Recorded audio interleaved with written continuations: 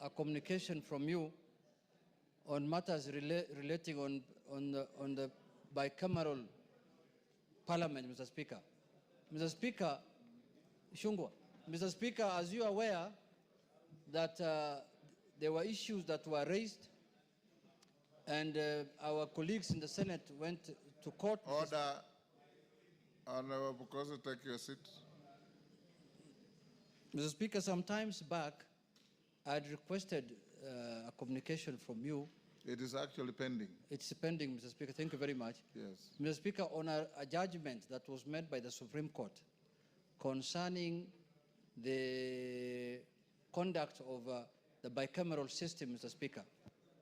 Mr. Speaker, that communication or that ruling, how you want to describe it, will be very important to us, Mr. Speaker, because, Mr. Speaker, this is a matter that has been pending since the new constitution, since we had a National Assembly and the Senate, Mr. Speaker.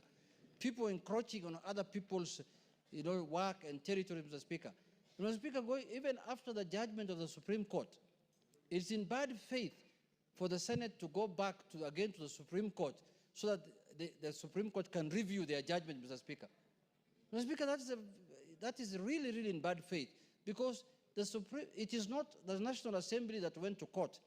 It is the Senate that went to court. They went to the High Court, they went to the Court of Appeal, and they ended up in the Supreme Court. And the Supreme Court did a judgment, Mr. Speaker. Now again, the Senate to go back to the Supreme Court so that the Supreme Court can review their judgment, Mr. Speaker, is really in bad taste and in bad faith, Mr. Speaker.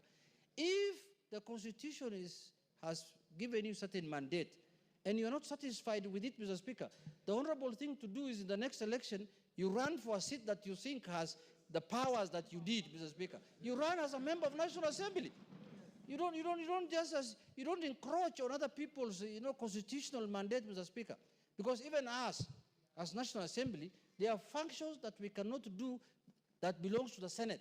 And they're very clear, Mr. Speaker. And there are functions that belong to the National Assembly. So if you feel, and there are functions that belong to governors, I cannot now masquerade as a governor. I can only be a member of the National Assembly. So, Mr. Speaker, the Constitution is very clear. And to make it even better, there was a judgment from the Supreme Court that demarcated the boundaries of the two houses, Mr. Speaker, that money bill can originate only from the National Assembly. This and this can only be done by the National Assembly. Counties, bills that concern counties, there must be consultation between the Speaker of the National Assembly and the Speaker of the Senate. There is clarity now, Mr. Speaker, through that judgment. But when I